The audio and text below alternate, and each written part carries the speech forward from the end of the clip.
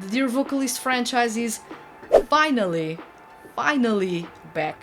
Really satisfying to the point that they are really pleasing with how organized the sound as a whole is. If you close your eyes, you will be transported to that scene.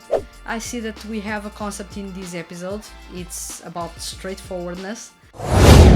Welcome to another episode of Monthly Review. It's time to talk about the releases from April 2024 and May 2024, but I'm going to put a bigger emphasis on May 2024 because April was going to be dreadful. So let's dive into the CDs that were released in the past 2 months. Best of May 2024. So I have a list with me in here. So let's talk about Grey Ship episode 2.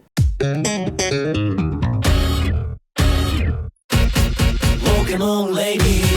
ほら今夜もまたこんな時間に突然残る Not again, lady. お構いなしだね。わがまま baby. 今すぐに会いに行くよ。ひらひらりゆらゆらりこの夜をかける君の影たどって教えてよどこにいる Now, I've been saying this, Grey Ship has a really cool division of sounds between Goat and Bad Skunk, and they have unique lineups with unique themes and unique sound that suits those themes and those vibes, and this is, I believe, the best organized 2D music project to date, I must say, because they are really sticking to, if these groups sound like these or they have this specific vibe, they are going to sound like these and not like that or that. They are going to sound like these. So they are really consistent in their sound, in their delivery, and even on the vibe that they deliver with each song, because if the group is edgy, the songs are going to be edgy. If the group is all about being orderly, the songs are really satisfying to the point that they are really pleasing with how organized the sound as a whole is. And this is exactly what you find in episode 2. On one hand, we have Goat, and Goat released Guilty Baby. This is a really funky song. I love it. 2 beats, really. I was expecting a good song. I was not expecting an amazing song, and what they delivered was really an amazing song. And honestly, I'm all in for how funky and jazzy this song is, because I was not expecting that to happen, and that has happened. And this is really awesome. They had a really ethereal sound in the previous releases, but now they had a more playful, more elegant and stylish sound. I was not expecting this yet again, but this suits them really well. And now the lineup is no longer comprised of 3 members. There's a lot of people right now in this group, so it's no longer Seiichiro Yamashita, Kentito and Yohei Hazakami. We have new members, and the new members include Shogo Sakata, Shun Horie and Tatsumaru Tachibana. Let me tell you first that Shogo Sakata is the only seiyuu in this group that I'm not familiar with. Tatsumaru Tachibana, I have listened or heard him sing before, so I do know how he sings and how he sounds. And Shun Horie doesn't need necessarily a presentation, I believe. By now, he's considered one of the best singers among the newest generation, or let's say the generation of those seiyuu in their 30s.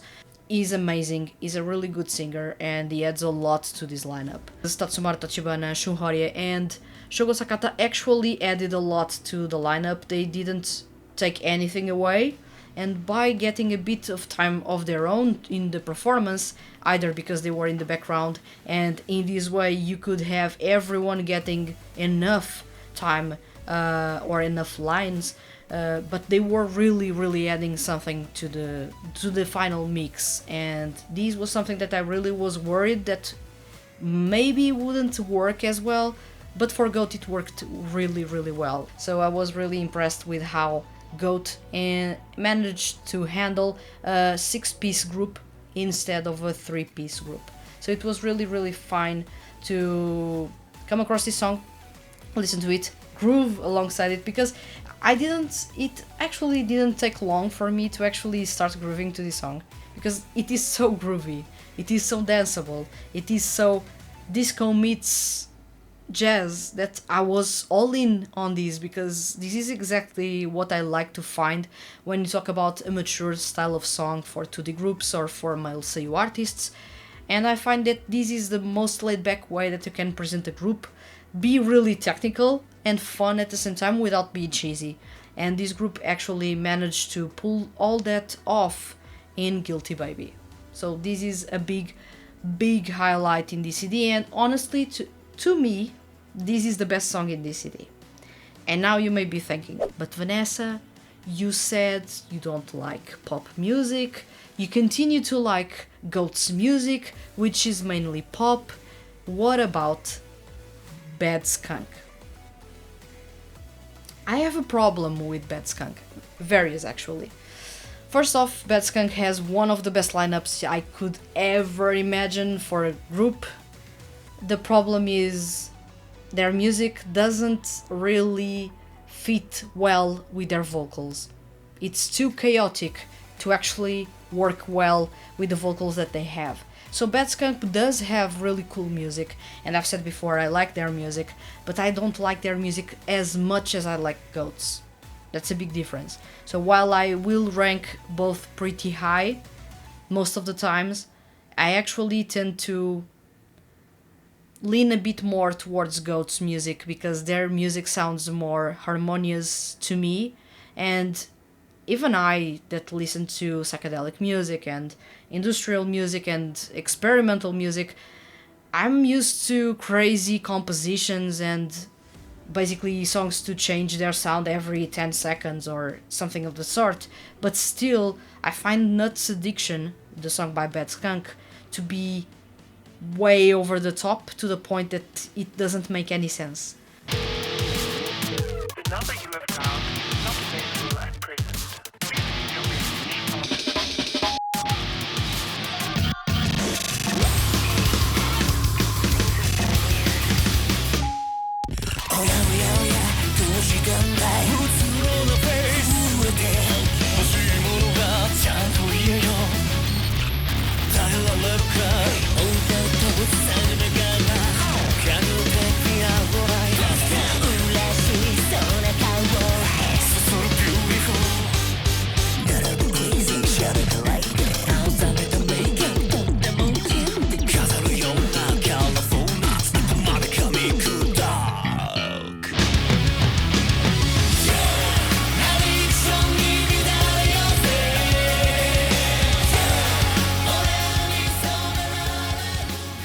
It still captures really well their whole vibe. They are working outside of the law, they are doing things behind the scenes, it's a grimy, dirty place in which they are, and it evokes that vibe of dark alleys and crime and everything else. So it fits really well, so the concept is not wrong. What's wrong, it's the execution, to me at least. So the concept is well captured, the vibe is well captured, all the members in the group can really deliver on that, but the song is a bit all over the place. It is dark, gritty, dirty in its rock and drum and bass plus jungle style of percussion.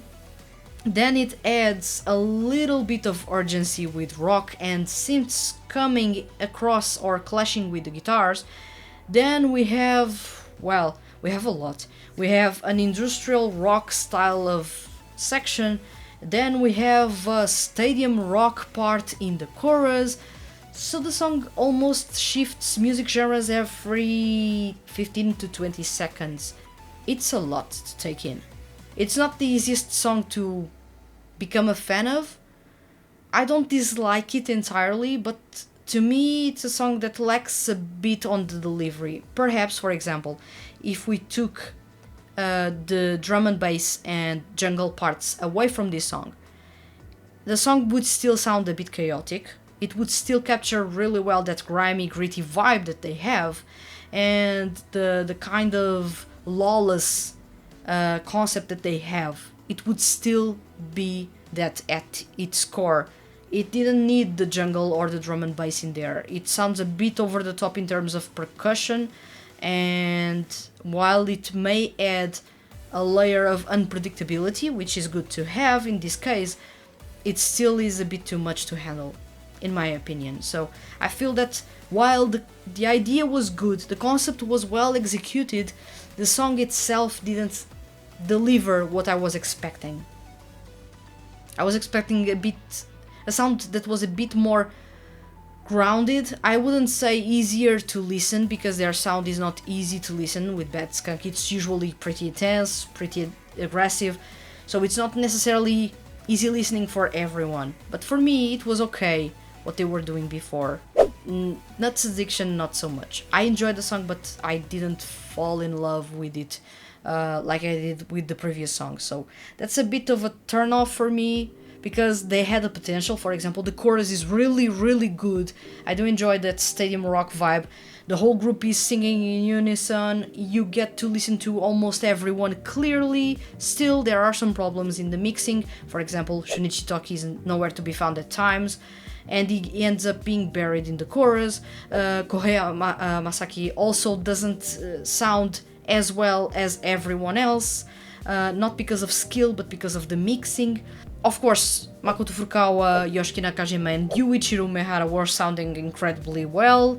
In this case, Yoshiki Nakajima is performing as a fob baritone, is doing what everyone loves, which is to go for those low notes, and he's sounding almost like Yuichiro Mehara, and Kentaro Kumagai is a mix of both in this performance. A big reason why Kentaro Kumagai ends up buried in the mix, it's because Yoshiki Nakajima has much more power in his performance than Kentaro Kumagai has. In comparison, Nakajima is a completely different beast on the vocal end.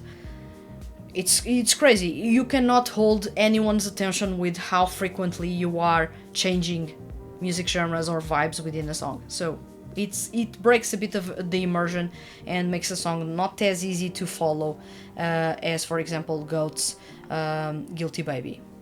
But what I feel about the performances that Bad Skunk have delivered so far is that their music doesn't really match the quality that they have on the vocal end. And while their music is good, their vocals are amazing, and the songs do not keep up with how amazing the vocals are. That's what I feel about Bad Skunk. That the music has yet to catch up to the quality of the vocals lineup for Bad Skunk. And when the music catches up, and the quality is really on a really high level, Bad Skunk is going to be the best group in this franchise. But so far, it is GOAT, at least for me. So this was my take on Grey Sheep Episode 2, a CD with 2 new songs by Bad Skunk and GOAT, and yet again with more drama tracks exploring more of the world of Grey Sheep. Then we have Lumiere with UnCoNTRoL.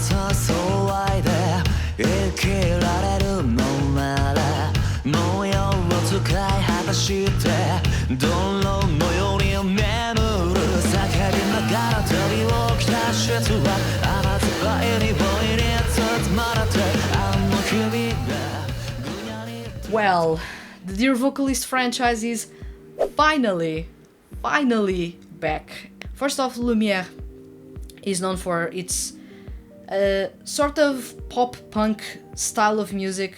Their lyrics are mainly in a pop style. They are easy listening, but their sound may waver between pop and rock and punk rock. UnCoNTRoL is an interesting CD. First, because I haven't listened to the drama tracks, but I can understand some things coming from the drama CD in the songs that I hope that they actually They happen in the drama CDs, so I have yet to listen to it to actually understand what is going on between Ryodo and his significant other, basically you, the listener, or me, the listener. So I do not know what is happening to them, but I can understand a couple of things coming from UnCoNTroL and Bakeneko. UnCoNTroL is a really interesting song because the first thing that I noticed was that it sounds almost like Ciel, voiced by Ken, actually had his hand in that song, because there's a lot of strings going on in there, and Ryodo's music usually doesn't have strings, at least not used in that dramatic way like Ciel had in his music. So it feels to me, and yet again I didn't listen to the drama CD, the band drama CD, so I do not know in which capacity Ciel has actually impacted this song, if at all. So I'm quite curious to see that. At the moment I believe that maybe Ciel has a hand in that, or maybe it's just a new style that Lumiere is trying for this CD, but those were really vibes of Ciel's music going on in there. At the same time, I found Judas vibes in this song as well. Why? Because the lyrics are way too straightforward to be Ryodo's, and the song is actually quite aggressive in its delivery, despite what he's saying is not aggressive at all. So this is usually a staple of what Judah does. This is interesting because it is mixing two of my favorite singers in the Dear Vocalist franchise, and in this case bringing the strings from Ciel's music was really a nice touch, because Toshiki Masuda needed something to counter his vibrato, and in that way the strings do the perfect counter to his vibrato, and you have a really good balance on the vocal end, and as a performance it is steadier in this way. You have that aggressiveness in the instrumental, but at the same time you have a sweetness, but not as obvious as before, a sweetness in Ryodo's vocals, Toshiki Masuda's vocals basically, and then you have that straightforwardness in the delivery that comes really from Judah's music, but that in here makes Ryodo sound completely different. At least when I was listening to this song UnCoNTroL, I felt that Ryodo was sounding a bit different than usual. It's not necessarily a bad thing, because I do enjoy Ryodo's music a whole lot, but his vibe is different. It sounds to me that something really changed his status quo in the story, and I'm curious to see what has changed, because in Bakeneko he's actually saying that he will do everything he can to be with you. Why? If you were together. So it sounds to me that something happened in the drama CD that made him actually come forward and confess to you. And finally he has confessed openly in music format to you. And especially in Bakeneko, he goes beyond being really open about his feelings. He goes on and on about how he wants to actually do a couple of things with you and be even more intimate with you. The lyrics have a kind of a risque tone going on in there, but it's really about the double entendres in the way the lyrics are written, because it's not necessarily obvious in the lyrics, but if you look at those with a critical eye, you will understand that he's actually talking about other things, more risky things than what you may think he is talking about when he says that he wants you.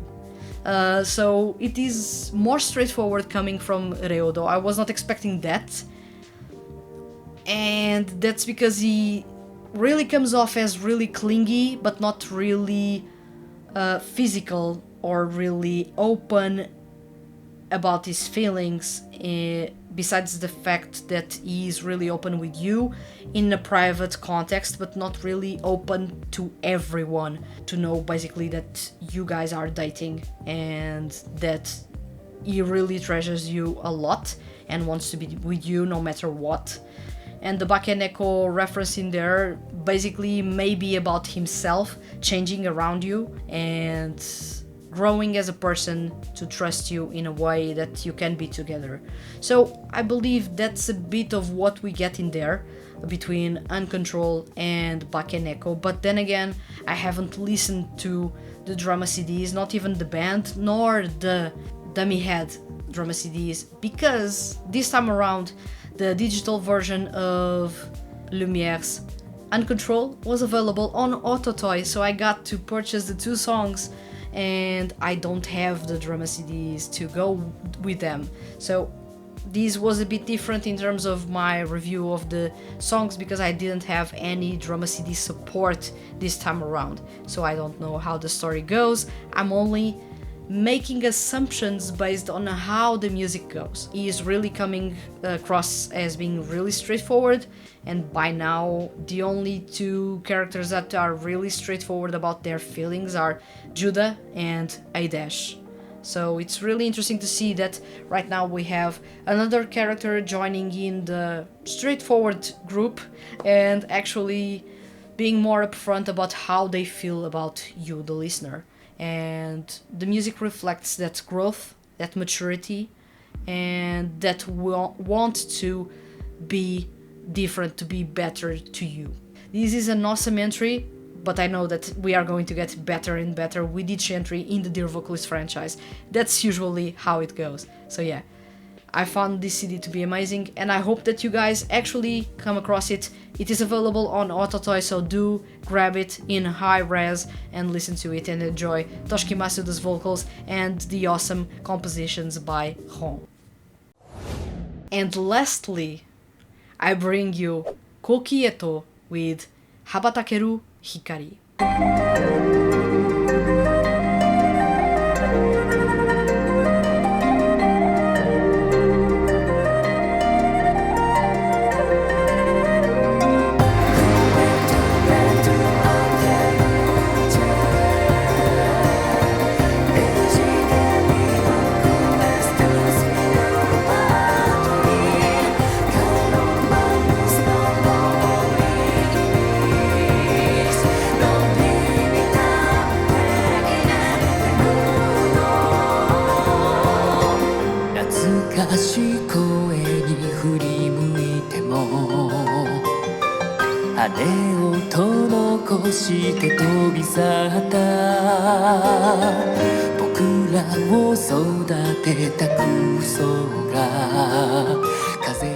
Now, this is the last entry in the Ano Kurno Bokura wa My Dear Day CD series, and at the time that I'm recording these, I have yet 6 or 7 songs that I have to review. So I have skipped right to the last song, which I shouldn't have done, but I did because it is Koki Eto and it is Shunichi Toki, so I had to. This is one of the most beautiful songs that I've heard in the Ano Kurno Bokura wa My Dear Day CD series, and honestly this is everything I was expecting and more from Koki Eto. He does have that ethereal vibe about himself, and the song reflects that really well right from the start. This is a song that actually starts with a bamboo flute, I believe a Chinese bamboo flute. You will know better than I do, especially if you are familiar with Chinese instruments, which bamboo flute, because there are many, but it sounds like almost it is a song made for meditation. It takes you or transports you to a really interesting soundscape or landscape around you, in which you are in the middle of a forest, you are gazing at a waterfall, there are birds chirping in the background, you have an acoustic guitar to your left, you have the piano melodies to your right. It is creating a really harmonious and relaxing sound, which I was in a way expecting from Koki, but at the same time I was not expecting from Koki. And this is for the power that he has on the vocal, and this is a really beautiful instrumental that really sets the scene for you, and if you close your eyes you will be transported to that scene, to that soundscape, because it is so rich. You can feel the life in that forest, the trees, the birds chirping, the wind, the water in the waterfall, you can feel that you are set on the grass and you are basically closing your eyes and taking in everything around you.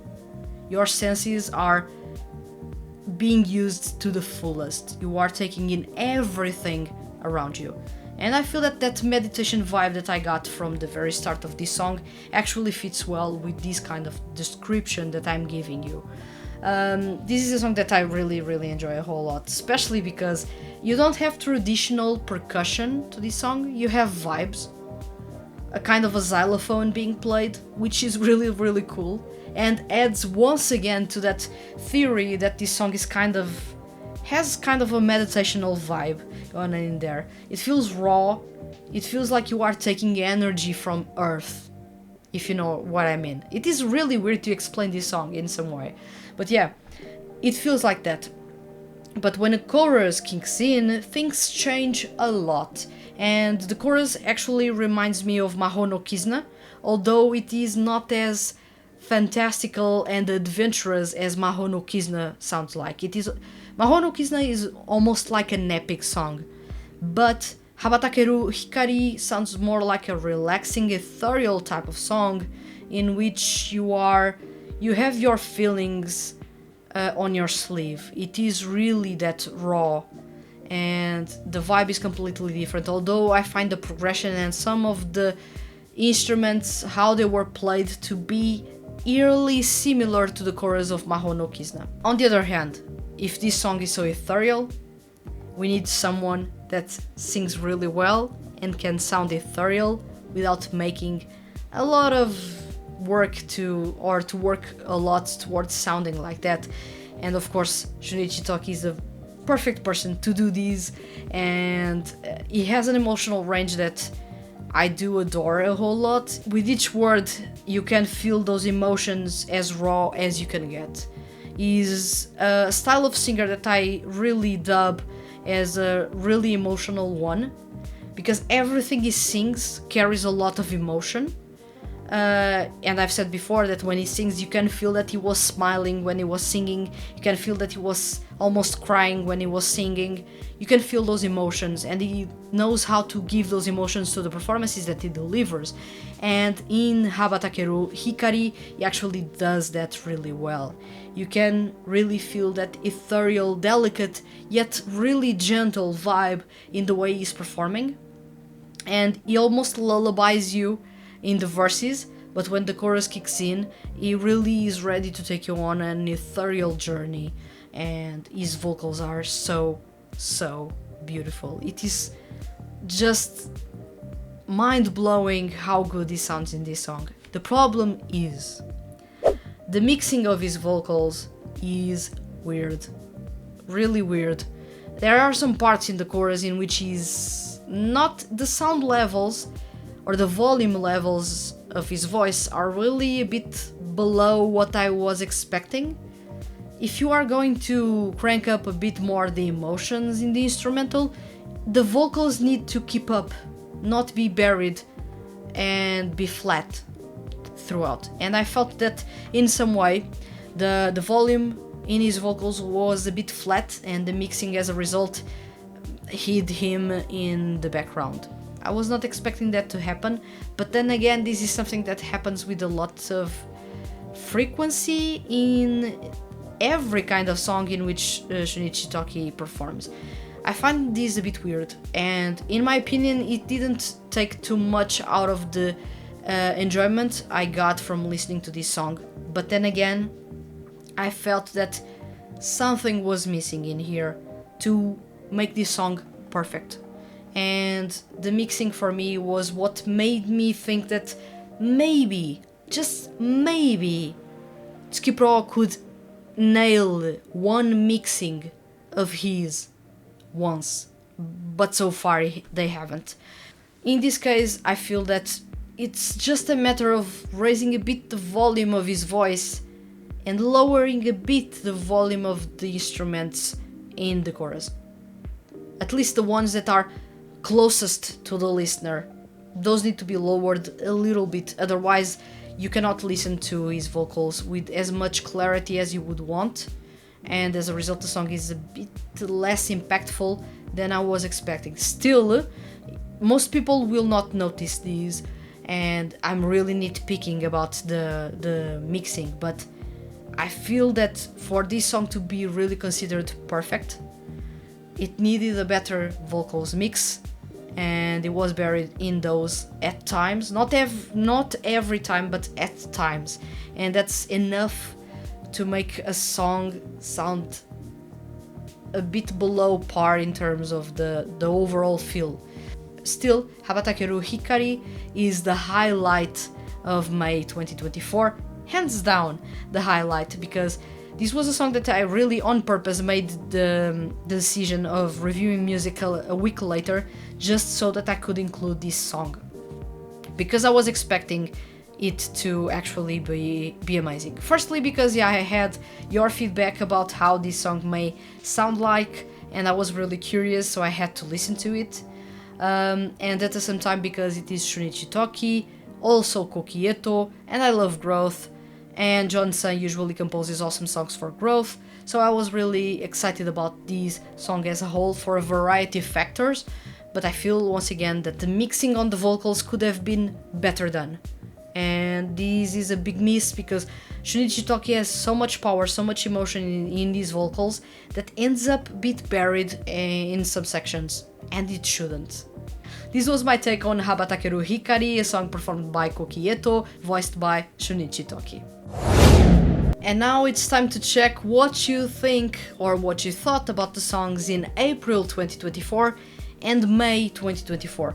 I'm going to pick a couple of replies or participations in here, but I'm not going to choose everyone, because this time around we have a lot of people participating in the 2 months. So we have from April 2024, let's say anonymous, because the person didn't share their name. So anonymous says the A3 Spotlight album. I don't think I'd recommend the whole album, it has 12 songs, but there are a couple of really interesting ones. Under the Moon is a fast-paced and dramatic song with a mysterious vibe and also futuristic in a way. And then the vocals by Wataru Hatano, Junta Terashima and Shuta Morishima. From the almost whispered parts to the high notes by all members, it's mesmerizing. But Accord is probably the best song in the album. I'm not sure how to describe it other than loungy, and I believe it's R&B. It has some jazz elements too. On vocals we have Atsushi Tamaru, Takuya Sato and Shintaro Asanuma, just being impressive with their harmonies and high notes, especially Takuya Sato. Just listen to the first 10 seconds of the song, is so good. Well, Anonymous, thank you very much for participating. It's a pity that you didn't leave your name here so that I could talk directly to you, because there are another Anonymous in the next month, so I'm going to talk about 2 Anonymous people that I do not know who they are. But yeah, the A3 Spotlight album, this really went under the radar for me. I'm going to search it right now. We have it on YouTube Music, so I'm going to check it for sure.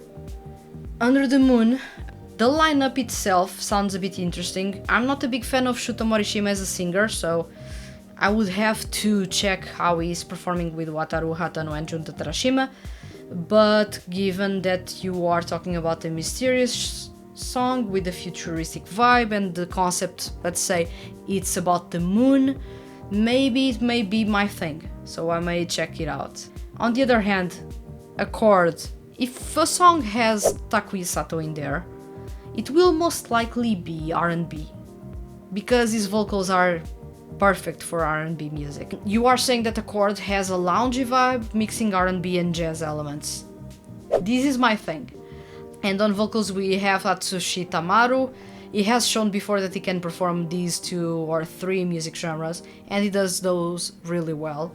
You have Takuya Sato. It goes without saying he's an amazing singer and perhaps the best singer in this lineup that you shared with me. And Shintaro Asanuma, I'm curious to see how he sounds like in a concept like this or with these music genres in the spotlight. When it comes to Takuya Sato, he has turned into one of the most interesting surprises in the past couple of years, because is a baritone with a really low range. He can be a bass at times, and he can now do high notes really well, which makes him a triple threat because he can comfortably be a bass singer, he's a natural low baritone singer, and then he can tap into the tenor range and go for high notes, which is crazy. He's an amazing singer, and he's getting more and more skilled the more work he does with the a cappella franchise. That's really the franchise that is actually making him a better singer in all 2D music projects he's a part of, aside from the a cappella franchise. And it's really good to find him here, and actually making the first 10 seconds into the song already amazing. So thank you very much, Anonymous, for participating. And from this month, I'm going to choose another one, and then we are going to move to the next month, to May. So still from April 2024, we have Unwelcome, welcome again, and Unwelcome says Kimi ga mitaste jie from Argonavis franchise. Since the new game was released, I've had the pleasure of getting to know them. Their songs are absolutely stunning. This album showcases the unique qualities of each group. So no matter your preferred music style, you're bound to find a favorite. In my case, every group has something that catches my attention. There's a band with a more shonen style, there's another group that delves into the depths of rock and metal, delivering powerful performances. Every song is worth giving a listen. One thing that I find about Kimi ga mitaste jie is that that's a really good entry point for new fans. You have Argonavis, Gyroaxia, Phantasmagoria, you have Epsilon Phi, Fujin Rising, and now Stray Stride. So you have all the bands in there. You can pick and choose your favorites. You have pop rock, you have electronic rock, you have visual kei, you have rap or rap rock, and you have that sort of shonen style, which is ska with pop rock, which is from Fujin Rising. So you do have a lot of interesting bands in there, really amazing singers also, because this franchise hasn't skimped on the quality on the vocal end. And I feel that it is a project that in some way, not perfectly, but close to perfectly, showcases different rock genres and presents those to you for you to understand the differences between those. And especially in a CD like this, in Kimi ga mitaste jie, you actually go through various music genres and you can really notice the differences between the nuanced rock genres in there. So it's really good, not only as an entry point into the From Argonavis franchise, but also a good way for you to understand and get to know different music genres and easily tell those apart, which is something that ends up being really valuable, especially if you are not familiar with specific music genres. You get to know those, and if you know about those but you can't really tell apart specific music genres, this CD is really good to actually show you that this music genre has these specific elements and that music genre has those specific elements, and that's why a specific genre is called A and the other is called B. So it's really good as an entry point and to teach people about different rock subgenres. And you actually get a good selection of songs by the bands in this franchise, so I can understand why you are so drawn to those and why you are enjoying this CD a whole lot. So thank you very much for participating and welcome. And now we are going to May 2024, and in this case we have also two participations that I'm going to take from here, and I'm going to be really brief about both because I've already talked about both singles at the moment. So Anonymous says Grey Sheep episode 2 drops on May 22nd with short MVs of the tracks by Goat and Bad Skunk already available on YouTube. You need to check out Guilty Baby by Goat, especially with the 180 transformation their sound has undergone, with 3 new members being added to the unit. Hyped to get my hands on the full version of these, as well as Nuts Addiction by Bad Skunk. As I've told you, Anonymous, well, first of all, thank you for participating. I found Grey Sheep's episode 2 to be really good, and Goat's Guilty Baby is my favorite song in this CD.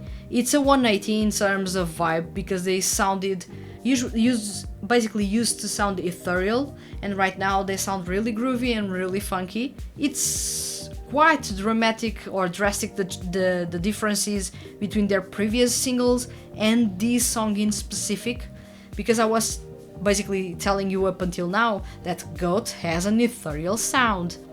But what can I say right now? Because they now have a jazzy or basically funky song that doesn't really fit into that label that I was putting in them. Guilty Baby is a really amazing song. I love a whole lot. And in this CD, this is my favorite one. Bad Skunk, I've already told you that I'm not the biggest fan of Nuts Addiction. It's a good song in some parts. It had the potential to be amazing, if not for the excessive and frequent changes in tone, tempo, and vibe and music genre. That's my biggest problem with that song, because the vocals, they are ready to slay. I just want the songs to actually be ready to slay alongside the vocals. That's what is missing for me. So thank you very much for participating. And wrapping up this section is Ao. Hi, I'm back. Yeah, hello, Ao. So Ao says Koki's Habatakeru Hikari. Technically, it isn't released until the very last day of May, but we got like 2+ minutes preview, and I already can tell I will adore it to pieces if Movik's curse of bad mixing for Tokishun is lifted. From the vibes, I feel they wanted to go for a Celtic dreamscape, but because of that I ended up feeling quite at home as someone raised on niche Slavic lyrical pop. It helps that Tokishun's voice is strong enough to match the instrumentalization and sweet enough to paint the oniric atmosphere. I definitely can understand why they choose Koki solo to close the series. It's so obvious Johnson was having a blast with making Tokishun sing in this style. Yeah, this is a lot to unpack, so I'm going to unpack it in little batches. So, first of all, you were not wrong. The 2 minutes of the preview were actually a good representation of how good the song is. At the same time, you were also right about Muvik still not nailing the vocal mixing for Shinichi Toki. Unfortunately, he's buried in a couple of parts within the song. It's not as bad as previous performances in which he was really buried and you really couldn't tell anything, or it wasn't really clear, but this time you have some clarity but not fully, and I feel that they still missed the mixing in there. So yeah, that's a bummer, but we have to make ends meet with what we have, and for sure this is a really good song regardless if the mixing is clear or not at all times. And you do make a good point. It has a sort of a Celtic dreamscape going on in there. And I find it also interesting that you were raised listening to niche Slavic lyrical pop. That's crazy. That's really the origins of what Growth really do on the vocal end. So I believe it may be quite interesting to you, especially because you are listening to Japanese people performing the style of music that is usually common in Slavic countries, and with some Celtic vibes going on in there as well. So you have something really interesting in here when you are listening to Growth music, and in some way I can now understand you a bit more why you love Growth so much. At the same time, Shunichi Toki has a really powerful voice. I feel that the instrumentalization at times buries him in the background, but once again this is because of the mixing, and we cannot do anything about the mixing. If only Muvik actually released the voice stems and the instrumental stems, I could do my own mixing and the song would sound good. But we get the final version, so we cannot do the mixing. But yeah, I can understand why Johnson actually thought that, yeah, it's a good way to wrap up with Koki, because we kicked off so strongly that we needed to wrap up with the golden key. We needed to wrap up with an ethereal vibe that makes us want more of this journey, to know that this is only the start, there's much more to come. And this song in a way makes me want more music, makes me wish the group releases more music, in this case Growth. So it wraps up the series in a really good way, but is sort of open-ended in the way that makes me want more music in the franchise. So it does really well its job, and I feel that John-san, especially for Growth songs in the Anokoro no Bokura wa My Dear Day CD series, he really went cinematic on those, and cinematic works really well with any kind of singer within Growth. So yeah, thank you very much for participating now, and it's time to go to the next section. So now it's time for Monthly Choice, the corner in which I talk about the songs that I have been listening to or that I recently reviewed, and they won't leave my head no matter what I do. So we are going to talk about, firstly, Tetsuya Kakihara with Give It To Me. Hot girl, give it to me. 언려와 사겠으니. Alright, give it to me. Cause you are say, hot girl, give it to me. 이대요近くに. more 그래 이렇게 down tonight. So high, more capital. ついてくねよ俺がキャプテン。油断してたら超危ねえ。今夜も奇跡の大逆転。全ての視線奪う。Everybody wanna scream and shout. 捕まえたみんな we can stop on. 時間 doesn't have to spot. Pick up, pick up, no. 中に乗って pick up するよ girl. So Tetsuya Kakihara released his 7th single, Give It To Me, and he continues to go on that streak of awesome releases by bringing his mature vibe. He's, I believe in some way he's more confident than ever, and he's more charismatic than ever, and it shows in the songs in Give It To Me. Give It To Me and It's Time To, those two songs are the best display of confidence and charisma that I've ever found in Tetsuya Kakihara's repertoire. And that's saying a lot, because he's quite confident and charismatic in these performances. But I found those two to be really off the charts for me. And I reviewed this CD in the middle of reviewing Lumiere's UnCoNTroL and Koki Eto's Habatakeru Hikari. And I was not expecting much because it is a single, and usually singles are not that cohesive in terms of sound. It's more to experiment with different music genres and showcase a glimpse of what people will find later down in a full-length album. But in this case, Tetsuya Kakihara actually brought a lot of consistency here and cohesion in terms of the sound and the vibe that he wanted in this CD, and it is a mature vibe throughout. We have, of course, 3 songs with completely different music genres. We have funk and disco in the title track. We have EDM, gritty EDM in the B-side track, the first B-side track, and we have a ballad, sort of a pop rock tune, really sweet one to wrap up. In one way, Give It To Me is a song that, from the title, I didn't know what to expect, honestly. And then I saw the preview of the music video without sound, and I thought that maybe this is going to be a cheesy or a sort of gag type of song to not be taken too seriously.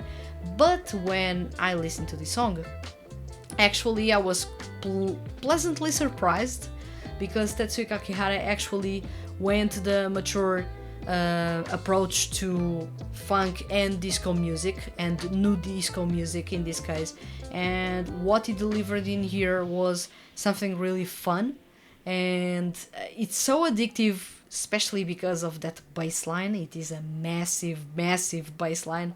If you are like me, a fan of bass lines, good punchy bass lines that really drive a song forward and make you jam along to it, you're going to enjoy the bass line in this song. It has a massive bass line. It is a really fun song throughout.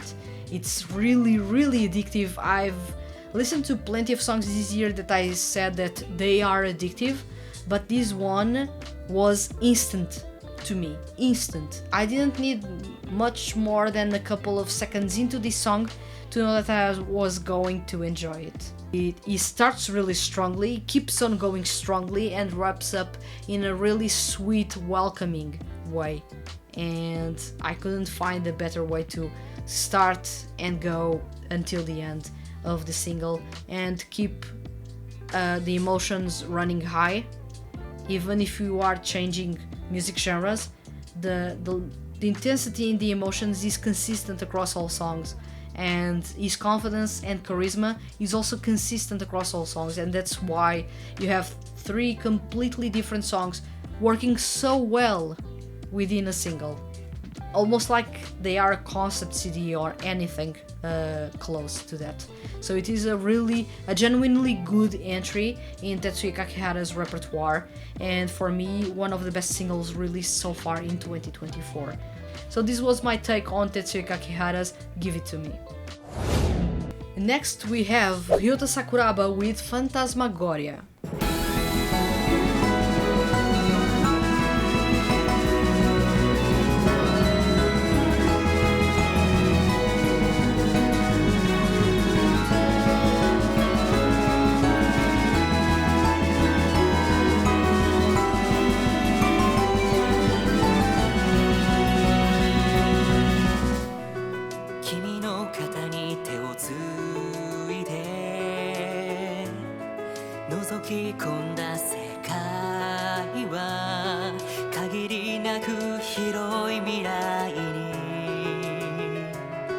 繋がってる気がして笑顔になれた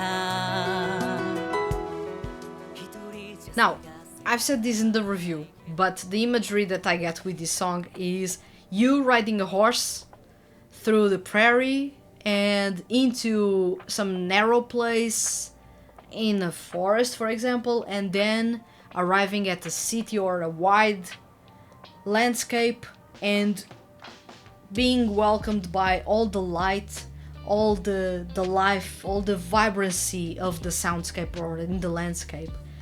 It's an adventurous style of song, and a song that sounds at times pretty much a regal type of song, but at the same time it's adventurous, it's freeing, it's a type of liberating song that you usually don't find as much in Growth's repertoire, let me tell you. So in this case, Ryota Sakuraba, voiced by Daiki Yamashita, comes forward with Phantasmagoria, and Phantasmagoria is a really cinematic song, with John-san actually going for a sort of a game OST type of song. It's really cinematic, and I can, even without closing my eyes, feel that I am in that place, that I'm riding that horse and I'm galloping in the soundscape, because that's how the drums, the marching drums, are making the song sound like. They are marching, and it's almost like a gallop on riding a horse, basically. So that's why my talk was all about horses and orchestras in that review, because on one hand we have that imagery, and at the same time that imagery is coming or being fleshed out by the orchestra behind, and it's really a strong ensemble behind Ryota Sakuraba in Phantasmagoria, and the performance itself is really beautiful. One thing that I love a whole lot, and this is a good contrast, because when you go on a journey there are perils, there are dangers basically, and you have a quieter sound in the verses that may allude to that, but when the chorus comes in, you are slowly getting closer to your goal, to your destination. And when you reach that chorus, the chorus is really beautiful.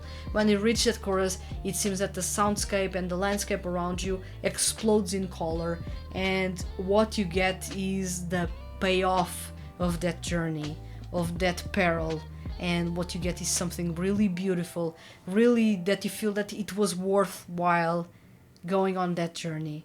And going on that journey with that peril behind or alongside, you need comfort, you need security, you need to feel safe, and Daiki Yamashita's vocals make you feel safe. He has a warmth in there, he has a control and a cohesiveness in the way that he performs that make it feel like he is right behind you, he's right beside you, he will protect you, and the journey will go really well because he's with you. And this is a comfort that he brings with his vocals, and I fully appreciate that, because you are adding the adventurous vibe to a comfort and safety vibe at the same time, and you can feel that this journey was well worth your time and didn't pose any kinds of problems because it was there with you. And Phantasmagoria is really a beautiful song, a song that is well worth sitting through. It's almost 6 minutes, because there's always something new happening in the instrumental that breaks a bit the pace or makes you look at the song and notice, well, that was not in the first chorus, that's a new element. And of course, to make chills run down your spine, it's when the choir that was far in the background finally joins in the song in full blast as the timpani hit and the soundscape explodes in color. It's so cinematic and so beautiful. So we have Phantasmagoria by Ryota Sakuraba, a beautiful song that really deserves your time and attention, and an amazing performance by Daiki Yamashita, yet again showing that he's a really versatile singer and you can really trust him to be safe, to give you a sense of safety in a performance that has so much adventure going on, so much of a liberating vibe in there. So I do enjoy this song a whole lot. Do check Phantasmagoria by Ryota Sakuraba if you can. It's another show of Grove's amazing sound and cinematic vibe, and at the same time an amazing showcase of Johnson's capability as a composer to craft vivid soundscapes and really cinematic ones that will take the listener to those places and make the listener actually want to experience that again and again and again. So really, if you can, do check Ryota Sakuraba's Phantasmagoria. The song is available for purchase on Ototoy, which is a digital downloads website. And lastly, let's talk about Dai Murase's Drippy Dance.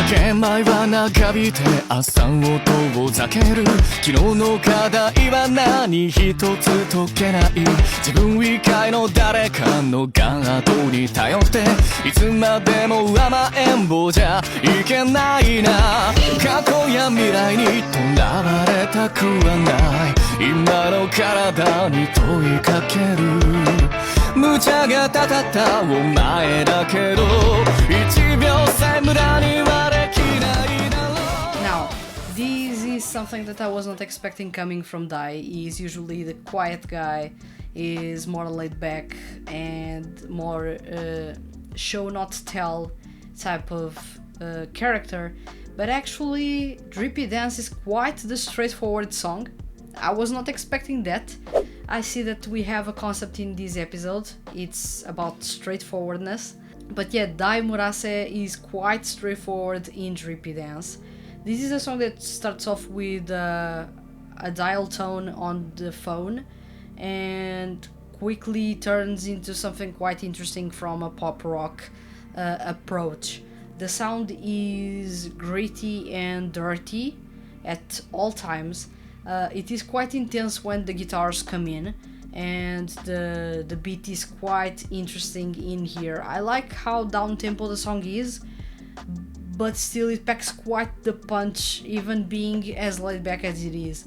The guitar work is really fun, and when the chorus kicks in, that's when you get kind of an imagery that matches in some way what you get in the promotional video, which is the pouring rain. But in this case, how can you create the pouring rain without having the sound of rain in a song? You make everything come down on you in the instrumental in a specific part.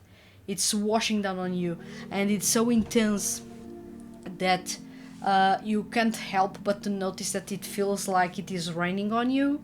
So this instrumental, in some way, the instrumental of Drippy Dance gives off those vibes, especially in the chorus.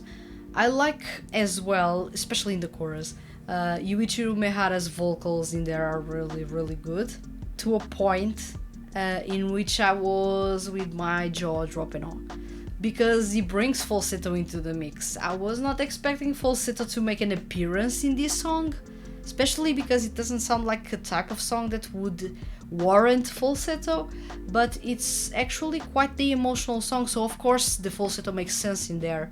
And the way that the song resolves that part in the chorus to a climax and that note comes in is so pleasing to listen to. So that's another thing that goes to show that you need to listen to this song, actually pay close attention to this song, because I remember in 2015, and I said this a couple of times, and I was quite vocal about how I didn't enjoy Yuichiro Mihara's singing because it felt flat, it lacked emotion, and his voice was cracking left and right, so he didn't have any control whatsoever when he started, and he was easily the weakest member in Solids. That goes without saying. But as time passed, he started to improve as a singer, and this is something that I find really interesting. It's the parallels between Dai and Umecha. Is that both started to grow, and as time passed, both ended up growing a lot. And the Dai that you had back then is not the same Dai that we have right now. It's more mature, is more straightforward, and as well, the Ume-chan that we had when he joined Solids and now how he is as a singer are two completely different things. He didn't have any control and now has a lot of control. He lacked emotional range, he now has emotional range. He didn't know how to even control his normal baritone vocals. Now he not only controls his baritone vocals, but he also can play around with falsetto and go for legato notes, which is not easy for someone like him, especially a baritone, and especially one that had to train himself to be a good singer. So he has grown a whole lot. He shows a lot of improvement and shows a lot of dedication to be the best as a performer. So this is something that I want to commend and applaud, because Yuichiro Mihara really grew with Dai.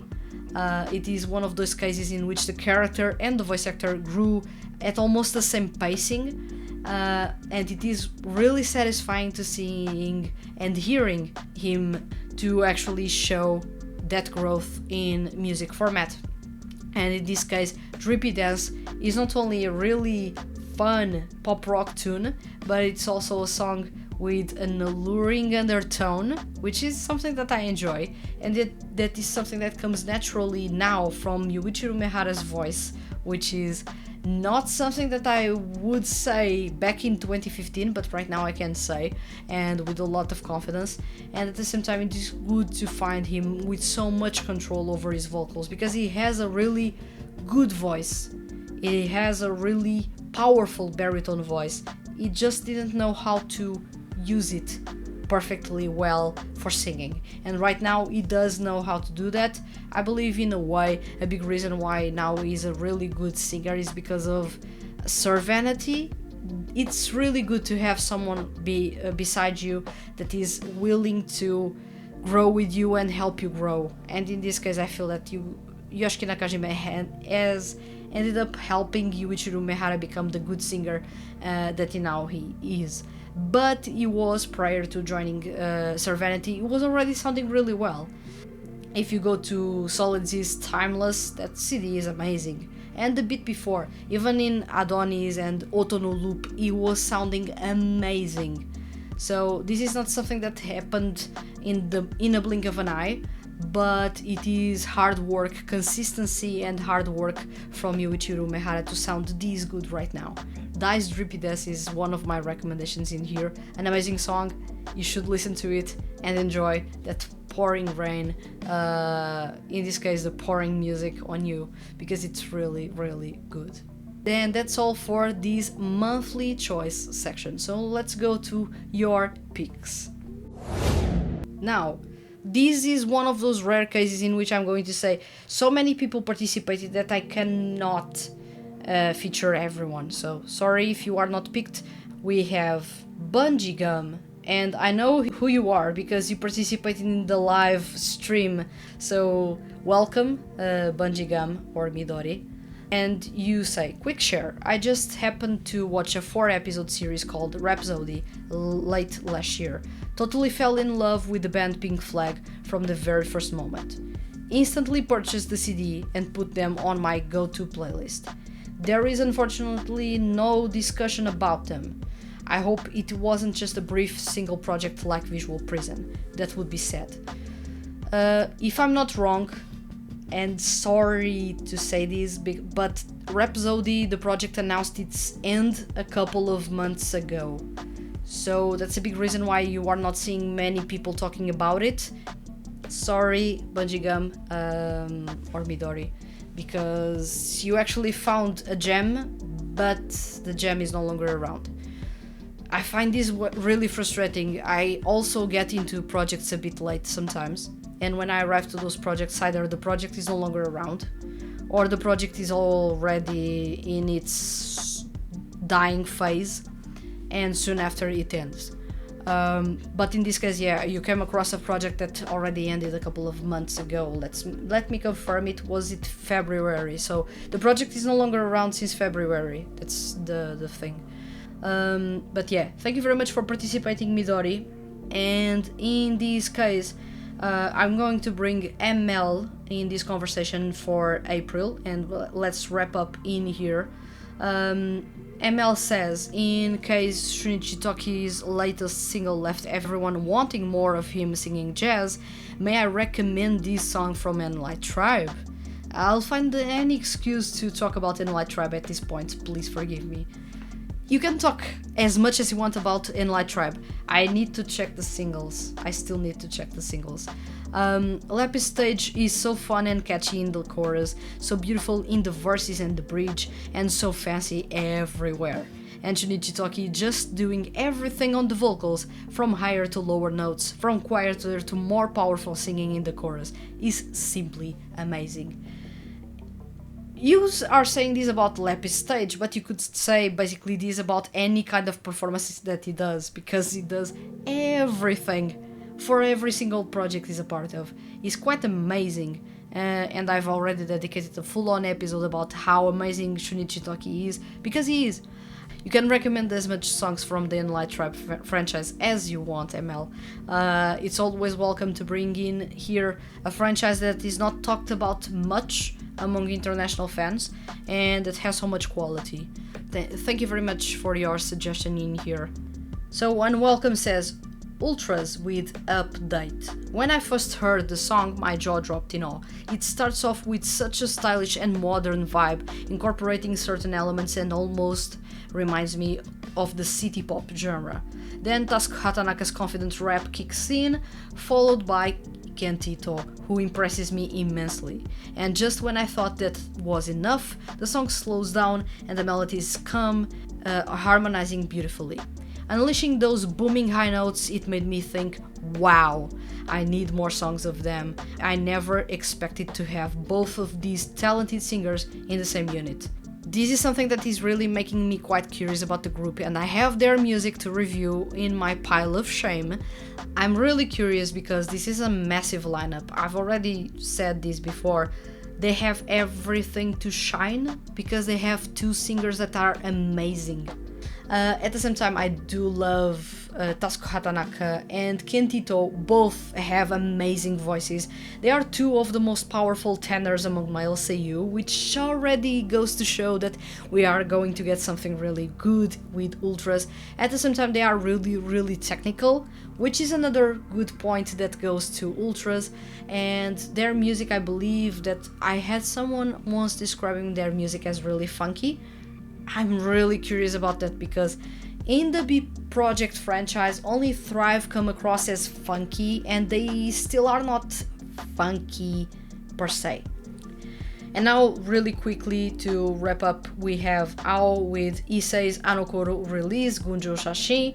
I'm biased because I love Quell, I adore the twins to pieces, but development-wise I think Issei is my favorite, and it's in a big part because of Nakamura Shugo's voice. Hamatakeshi is a genius when it's about progressive storytelling in his songs, and I absolutely adore how he and Shugon created Issei's story in his solos, from a passive, shy individual yearning for something in Oshizora to a person for the first time taking more active approach to his life in Anata no Hana. Gunjo Shashin mixes those two to show a person who developed thanks to his struggles and now feels more in power of his life, satisfied with it, and willing to move to help and protect all that he holds dear, including all his memories of the struggle, because he finds them important parts of himself too.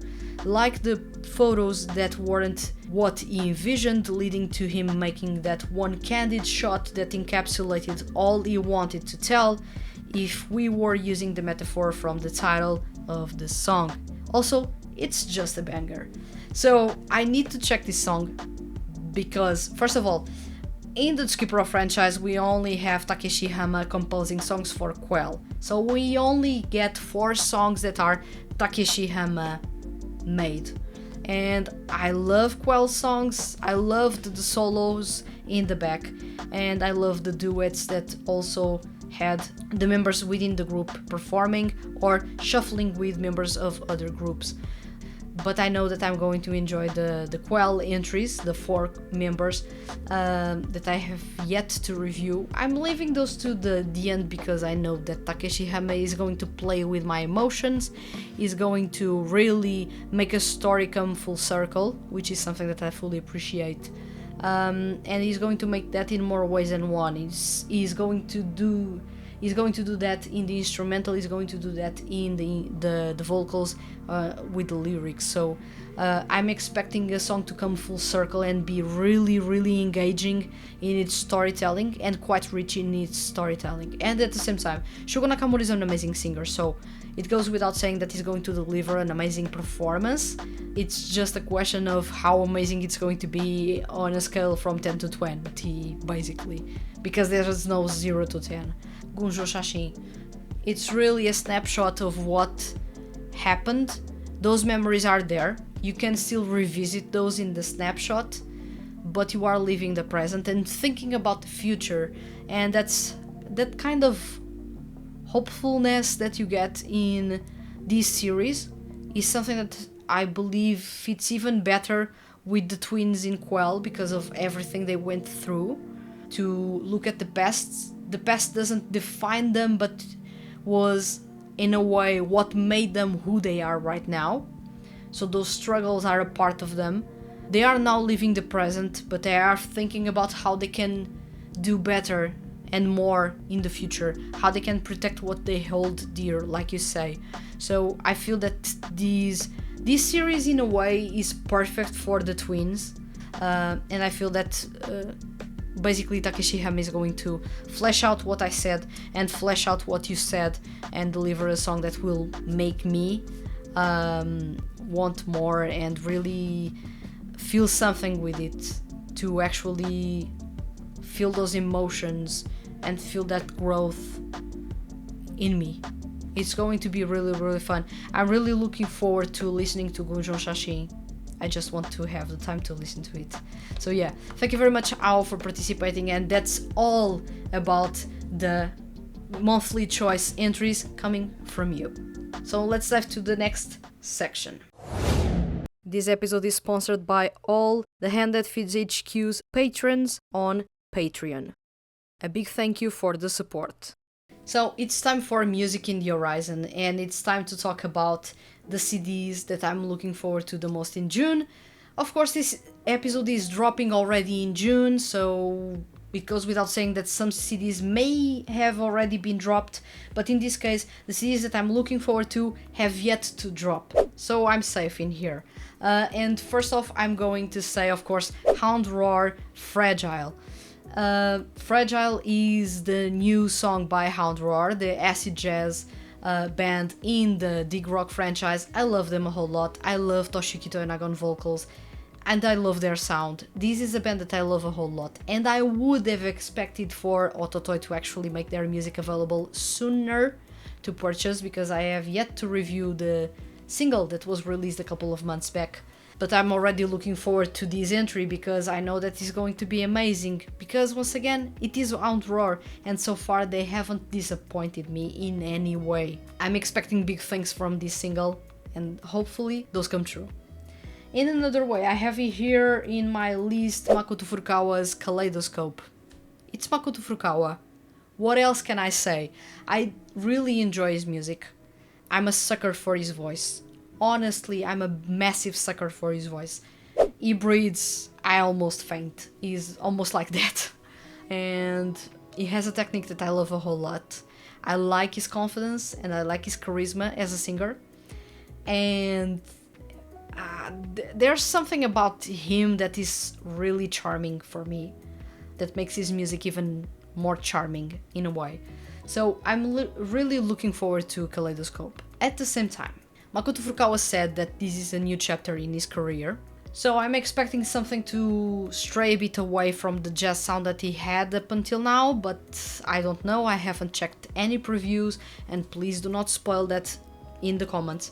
But I don't know if he is going to stray away from jazz music and approach a more pop style of sound, which would make him sound generic, or if he's going to go towards a ballads route and he's going to sound more emotional than ever, but then again he will stray away a bit from his usual sound. So I don't know what to expect when it comes to the sound. At the same time, he said that this is a concept single, so we have the 4 seasons represented across 3 CDs. So I'm quite curious to see what he can achieve with those, because the last time that I heard a series of singles based on the 4 seasons, it was Soma Saito doing that, and it was crazy good. More recently, Junta Terashima did the same, but I haven't checked these digital singles. So I can only expect, and especially because Makoto Furukawa is quite conceptual in the way he creates his music and writes the lyrics for his songs. You saw that and heard that in From Fairy Tale, and in Woman of No Name you didn't have a concept per se, but the whole vibe had the concept underneath, and you can really find that most of his singles have a concept at their core. Although they are not conceptual, they have a concept, and he sticks with that concept throughout. This time around he openly said this is a concept single, so there may be something intentional coming across all 4 songs, beyond the fact that they are about the 4 seasons. So I'm quite curious to see what he does in there. How different are going to be the changes between seasons, in this case between songs, if we are going to get different instruments or different music genres, or if every single song is going to sound completely different, or if they are going to sound almost the same but with variations in tone and variations in the lyrics specifically. So I'm quite curious about that single, and I hope it is a good one.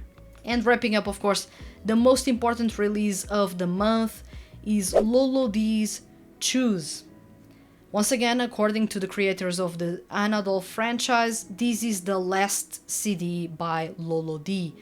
I do not know if we are going to have anything else going on beyond these, if this is the last CD, and they said the last CD, but actually is the last CD of the season, of the concept, I don't know, but they say it is the last one, and I'm going to take their word for it as the last one ever.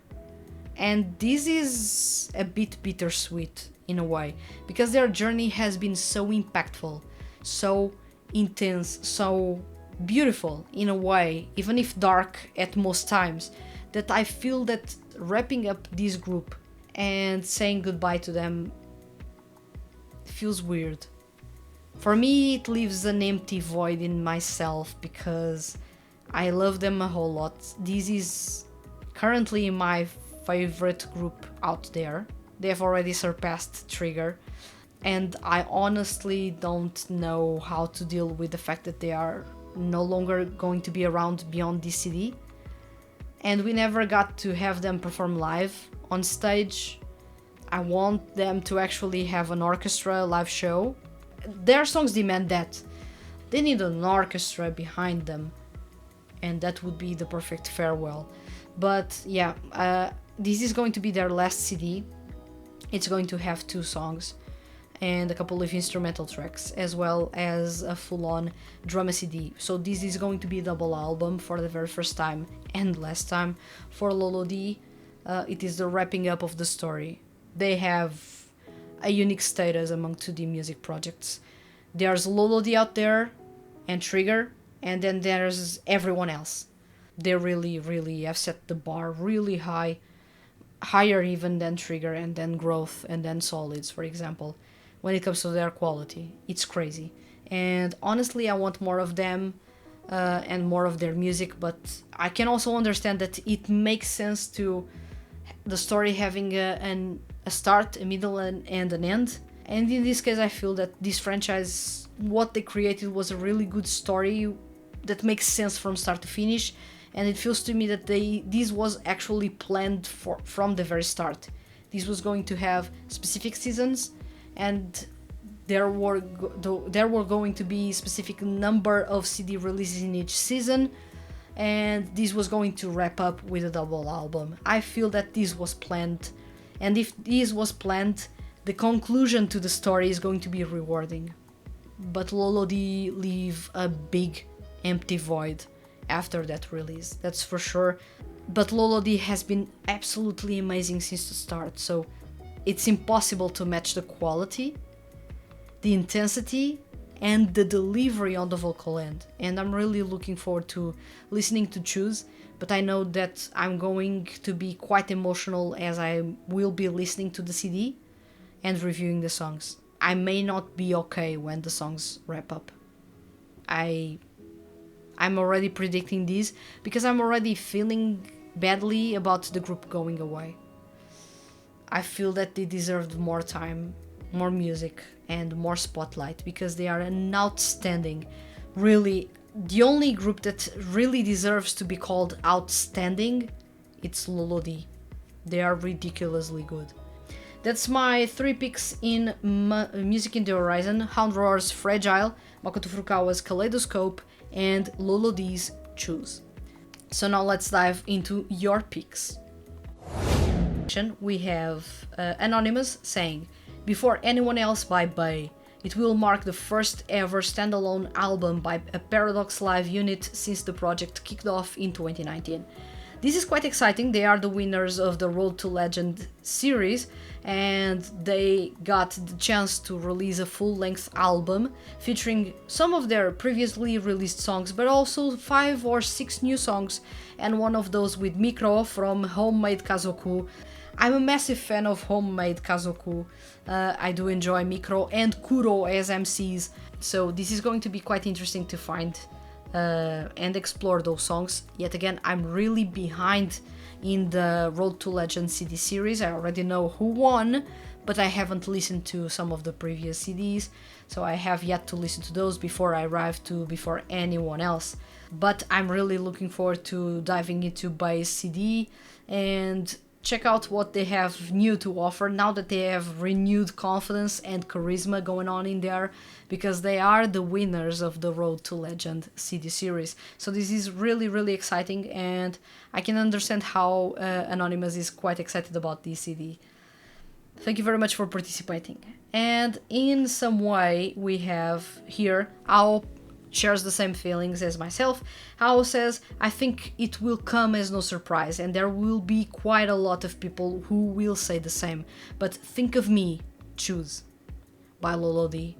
Not only because it's a final album, and as such we are at risk of never again hearing this dream lineup with that composer, but because of the absolutely amazing preview to a B track that sounds like an ending to a very satisfying movie. Actually, can we call it a B track? Since judging by its title, Bioagent might actually be a vocal song instead of instrumental track like in the previous releases. Either way, I'm most definitely awaiting it with a lot of mixed feelings, but mostly excitement.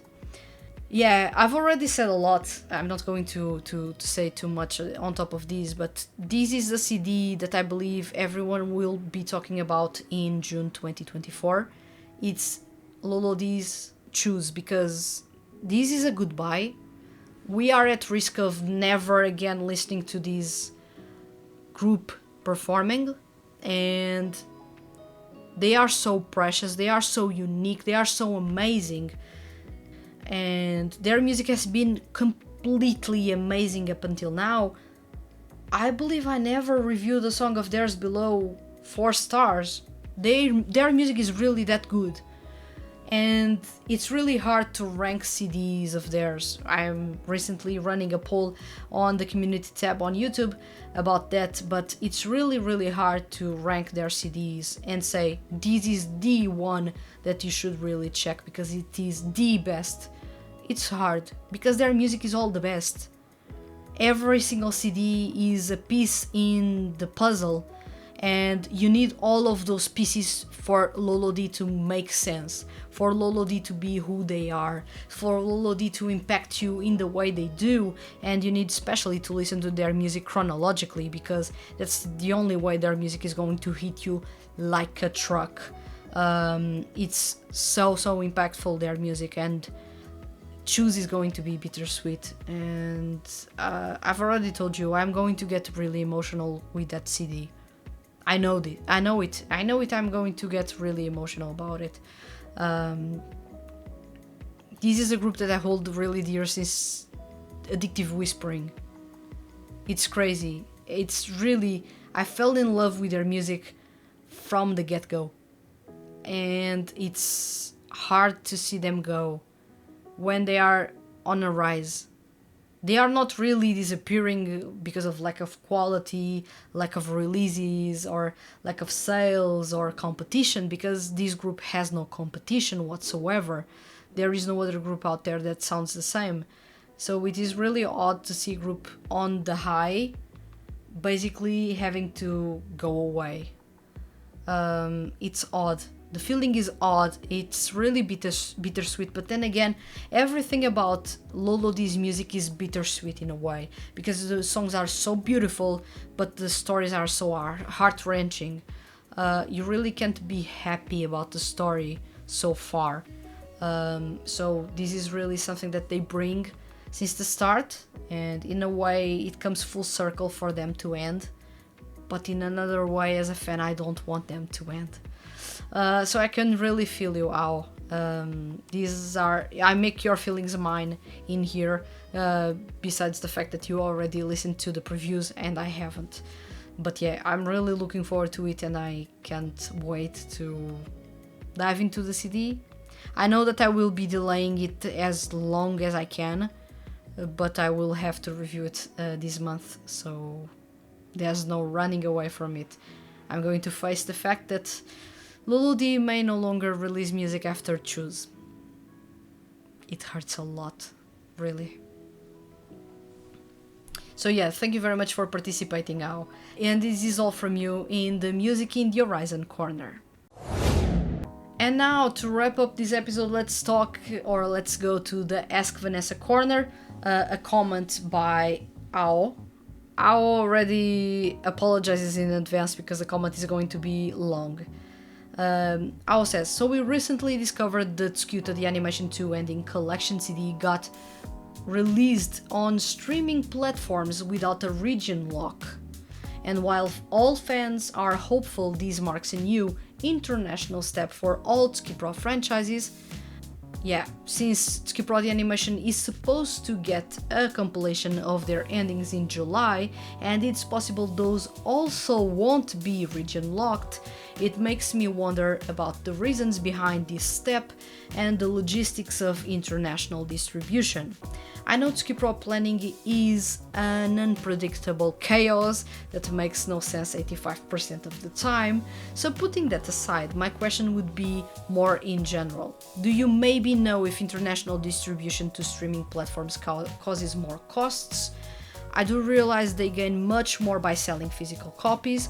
However, this question is more about companies who release to streaming anyway, but seemingly go out of their way to keep it region locked. Is it caused by the costs, or is that just because they don't target overseas and as such don't want to bother even with the chance of being found by someone there?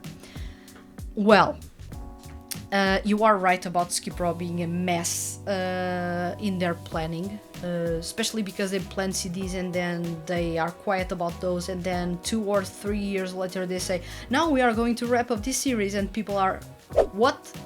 Oh, this series was still around. They did this with Vesrock, with the unit CDs. That was crazy. I didn't even remember there was going to be a 3rd and a 4th album that were announced in 2020 or 2021. It was crazy. So yeah, they are a mess when it comes to planning, and they are really unpredictable and not really consumer centric in the way that the things happen. They don't tell anyone, especially the consumers, that has happened, and people stay in that void of we don't even know what is happening, and then people forget, and then they announce something and they say, yeah, there's something right now, and it's that thing that you were expecting, and people are what? Expecting what? So yeah, that's the Movic experience, the Tsukipro experience, really. Although, let me tell you, Vesrock, for those that don't know, doesn't make part of Tsukipro, they are part of Movic, and the organization really is part of Movic, or is in charge by Movic, not necessarily Tsukipro, because Tsukipro is the fictional company. So yeah, when you talk about the songs being available without a region lock, that's a really rare thing coming from Movic as a whole. I would love for that to happen more. Seeing as Tsukiyuta is making their songs, or has made their songs available without a region lock, we can only assume that it's going to happen the same with Tsukipro the animation, especially because the songs in the first season are bloody amazing. I really love the songs. Oh, basically Solids went off in that season when it came to their songs, but it's a different talk. So let's go to answer your question. Distribution of the music, we have the rights. I've already talked about these quite extensively in an episode of the podcast around the episode 30 to 60 mark. You will have to check on the channel, but if you write about earnings and music distribution, perhaps you will find that. What I said about licensing makes sense, because when you create your music in this case, if you are Japanese, you are licensing your music with the Jazz Rack, which is the Japanese author's commission in some way. This is not necessarily what Jazz Rack says, but it is an organization focused on the recording artists of Japan. And when you are a recording artist of Japan, you are licensed with them, and we are registered with them, and the music that you release is okay and licensed to be available in Japan. The problem is, for your music to be available in other jurisdictions and other countries, the music needs to be licensed to other countries. You can do that by licensing as a whole.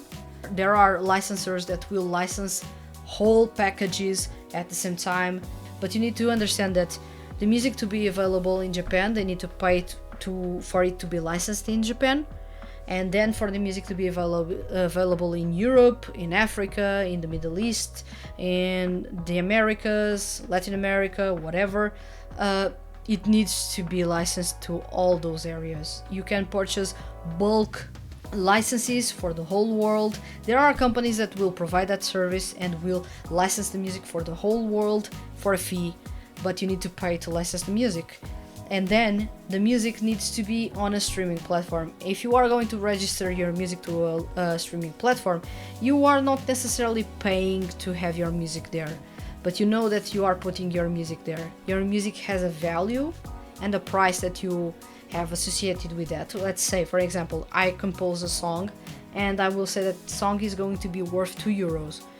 If that song is worth 2 euros and I put that song on Spotify, that song is not going to earn me 2 euros unless I make 2,000 streams in there.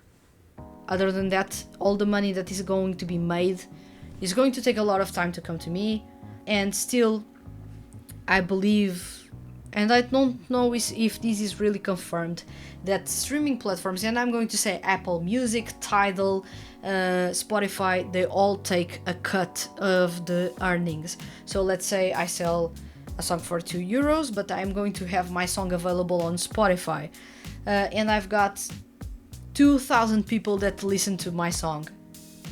Remember, one song was 2 euros selling outside of a streaming platform. I put that song on a streaming platform and I needed 2,000 people to listen to a song to get the same money that I would get from one CD purchase. That's already crazy. And then Spotify or Apple Music or Tidal arrive and say, well, now that you are going to take your cut from here, you are going to take, for example, 75% of the value, and you take 175 with you, and we take 25 cents for us. But I believe they are not as kind as I'm being right now. They are maybe going to say it's half for you and half for us. So even if you make money there, you will not get all the money. And I can understand why some companies and some 2D music projects look at that and think, oh hell, I'm not even going to spend money licensing my music to overseas because I know that I have very few fans and they are not going to be enough for me to earn enough money for a song that I could be selling as a physical in Japan, and I would get much more money in a physical version than this digital version. I need to do everything for 1,000 times to get something that I would get from one person.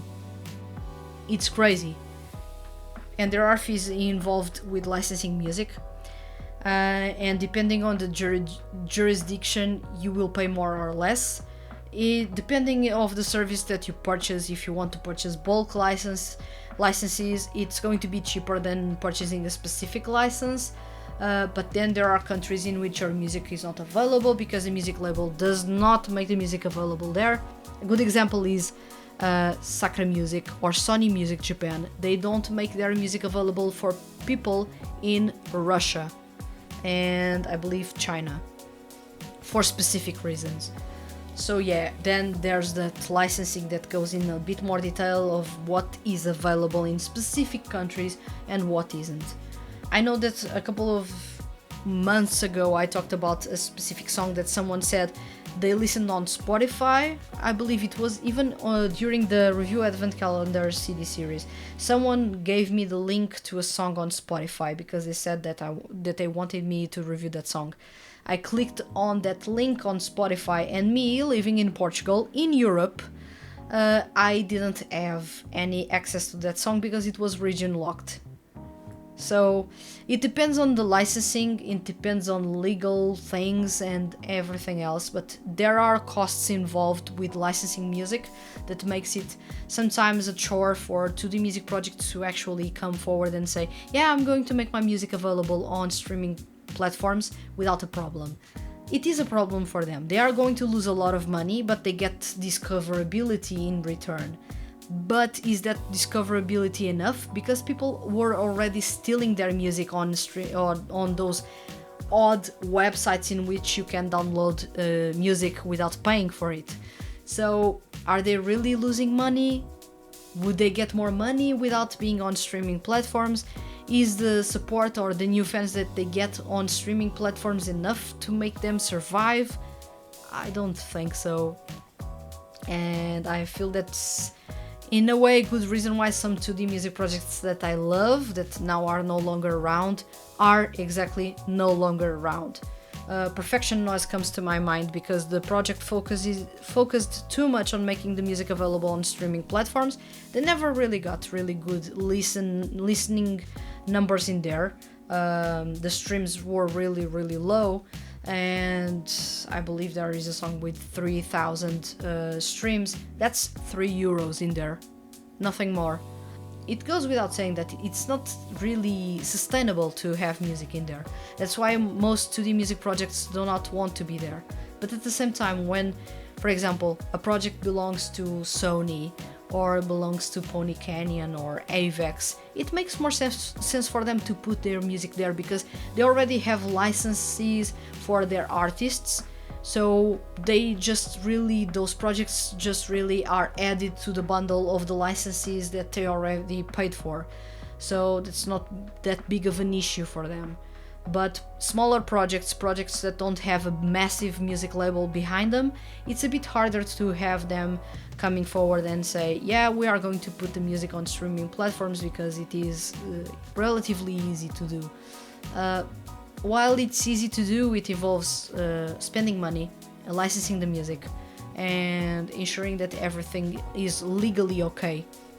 And at the same time, by putting the music on streaming platforms, you are using a platform, so you need to pay to use a platform. So while you can put the music for free, when you take the money, you only get a cut of the money that you earned with your streaming numbers. So that's a downside that I believe makes some projects look at that and think, not really. Another good example of that is, for example, the Dear Vocalist franchise. Up until recently, they didn't have music in there, and they still don't have all their music in there. They have some, but not all. And I feel that that's a big reason as well, because licensing is quite expensive, and the money that they get from the streams is not enough to pay for any of the licensing. And the cut that is taken by the streaming platforms is not really worth the risk.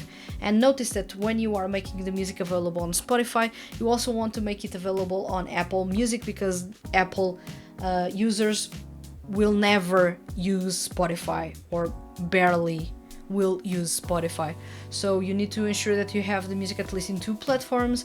Then you are paying for the licenses for the world, and then you need to license the music for that platform, and then you need to put the music on that platform. And then when you get some money, the platform is going to take a cut as well. It's not sustainable. So yeah, I can understand why Movic was not making the music available, both of the Tsukita and of the Tsukipro franchises, and in some way the Vesrock franchise as well. So yeah, I hope this answers your question in some way. This is quite technical and touches upon distribution rights, performance rights, and a lot of other details regarding law. I don't want to dive too much into detail about those because I haven't studied those in a lot of detail. But I covered a lot in an episode a couple of years back of the podcast. So I welcome you to check it out and see a bit how the licensing works. I do know that I talk about the money that seiyuu get from streaming platforms, but I also talk about the licensing superficially, but I do talk about the licensing for you to understand a bit more how it works. But I hope that this conversation was enough for you to understand how licensing works and how tricky it is for a project without a big backing or a big music label behind to license the music, and for it to be sustainable for them to earn money off of it, to actually pay for the seiyuu that worked on the project, the people that composed the music, the people that wrote the lyrics, the mixers, the sound engineers, even the artists that were in charge of creating the art for the CD. So it's a lot of things to pay on the side with the money that they get from streaming platforms, and sometimes the money that they get from the streaming platforms doesn't even pay for a coffee at Starbucks. And I'm saying Starbucks because their coffee is ridiculously expensive, almost comically so.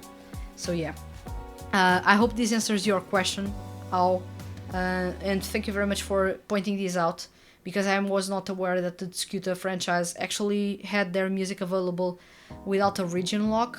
I'm quite curious to see if we are going to get Tsukipro's songs without a region lock. That's a good thing for me, because I can start messing up with those songs and bringing those to playlists and really make people want to check, or make people check those songs, because they are going to be added to the playlists that are already created. So that's something that can happen, but really I'm quite excited to see if that happens, and if this is a precedent for what is going to happen. I would love to have the repertoire of all the groups in the Tsukipro franchise available on streaming platforms, because I feel that it is a good way to discover their music. And since they are celebrating their 9th anniversary this year, and next year is going to be a big one, it's going to be the 10th, I believe that it is a matter of time between this month and next year to have the franchise actually coming forward and saying all our music is going to be available on streaming platforms, to bring more awareness to the franchise, to bring in more fans, to actually have people creating their playlists with those songs into attention, and to showcase just how amazing the music in the Tsukipro franchise is. Also, the Vez Rock franchise and Pionix and Sun Pro. So I really want everything that is related in some way adjacent to Tsukipro or in Tsukipro available on streaming platforms, because we are due that for years, and their music is so amazing that deserves to find a new outlet, at least to find new people. They are not going to make much money, but they are for certain going to find new people. I don't know if the people listening to music on streaming platforms are going to be the people that will go out there and purchase their physical CDs. That's a different talk. But at least they are going to get new fans, and perhaps those fans end up listening to the songs a lot and end up helping getting a better cut by the end of the month or the year. So yeah, this was my talk about region locking music and the Tsukipro franchise. I hope this was interesting and I answered your question correctly or in a satisfying way. So thank you very much for participating. And this is all from me. This is the end of the episode. This was a really long one and a lot of content was cut from this episode. You will find this content, some of, especially the song reviews or the CD reviews, you will find extended versions dropping on the website as well as on the channel in a couple of weeks. I'm going to start to bring those extended reviews for you to check as standalone videos. Thank you very much for watching this episode of Monthly Review. I hope you are excited about the music in June. I know this is going to be a bittersweet month with Lolo D and potentially with Makoto Furukawa's Kaleidoscope being a bit different from usual, but this is going to be a massive month. This is going to be one of the most exciting months since January, so I'm quite excited about it, even if there is some bittersweetness going on in there. We'll see you in the next month, potentially with impressions about all the CDs that I mentioned I'm looking forward to in June, so look forward to those, and I'll see you soon.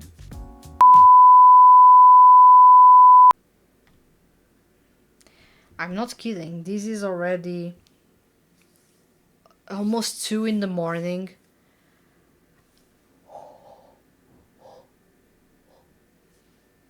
I'm yawning, I'm tired, but this was a fun recording nonetheless.